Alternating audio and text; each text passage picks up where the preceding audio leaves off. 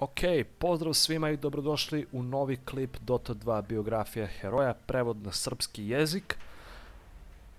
Chaos Knight je sljedeći heroj koga ćemo ovdje da obradimo i da saznamo nešto više o njemu.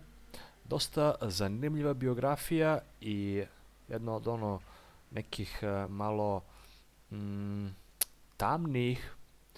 Vidjet ćete već i sami o čemu se radi. Krećemo sa prevodom. Kaže: Chaos Knight, veteran bezbrojnih bitaka kroz 1000 svetova. Chaos Knight se uzdiže iz dalekog područja gdje su fundamentalni zakoni univerzuma došli do osjetnog izražaja.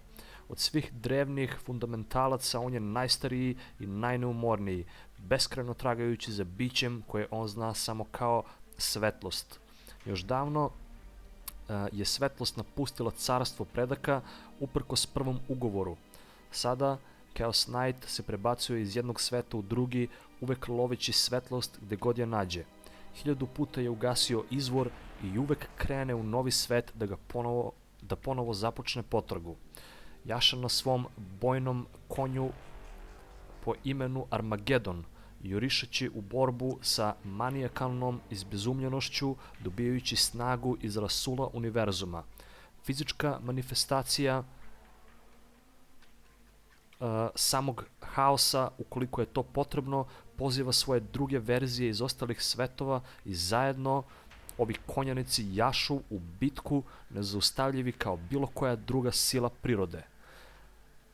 Tek kada i posljednja svetlost bude lišena svog postojanja, njegova potraga će se završiti.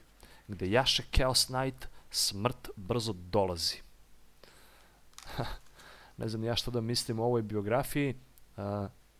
Nisam do sada uopšte ni znao o čemu se radi. Mislio sam da je ovaj Chaos Knight nešto drugo, dok je on u stvari, kao što vidimo, neki dosta opak borac koji putuje kroz univerzum, grabeći snagu iz njega, iz njegovog rasula i haosa, loveći svetlost gde god da je nađe.